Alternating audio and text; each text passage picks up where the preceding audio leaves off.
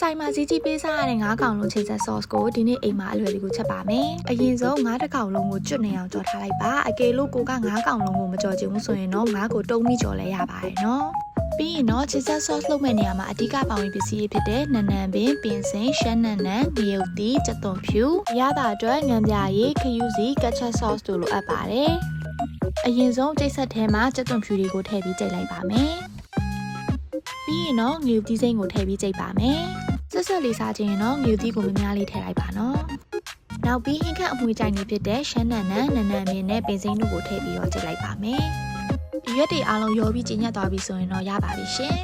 ။အားလုံးစင်စစ်ပြင်ဆင်ပြီးပြီဆိုရင်တော့အိုးလေးကိုစီထည့်မယ်။စီစုလာပြီဆိုရင်တော့ခုနကကြိတ်ထားတဲ့ကြက်သွန်ဖြူတွေကိုထည့်ပြီးတော့စီတက်လိုက်ပါမယ်။ကြက်သွန်ဖြူနဲ့လေးမွေးလာပြီဆိုရင်တော့ကြိတ်ထားတဲ့ငရုတ်သီးစိမ်းတွေကိုထည့်လိုက်ပါခဏလောက်မွေပြီးကြက်သွန်ဖြူလေးအယောင်ပြောင်းလာပြီဆိုရင်တော့ခုနကကြိတ်ထားတဲ့နံနံပင်ပင်စိမ်းရှမ်းနံနံတို့ကိုပါထည့်ပြီးတော့မှုလိုက်ပါမယ်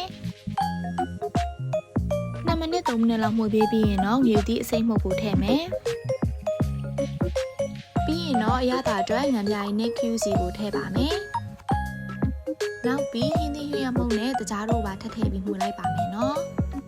ဝင်းနေနဲ့မှာအနံ့ကလည်းပူပူပြီးမှွေးလာပြီဆိုရင်တော့ကက်ချက် sauce ကိုရေလေးနဲ့နည်းနည်းဖြော်ပြီးတော့လောင်းထည့်လိုက်ပါခဏလောက်မှွေပြီးရေနည်းနည်းထည့်လိုက်ပါမယ်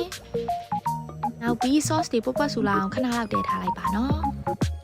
ပြီးရင်တော့အရသာမြည်ကြည့်ပါလိုအပ်ရင်လိုအပ်တဲ့အရသာကိုထည့်ပါနော်အရသာအဆင်ပြေပြီဆိုရင်တော့ခုနကကြော်ထားတဲ့ငါးကောင်လုံးကိုထည့်လိုက်ပါမယ်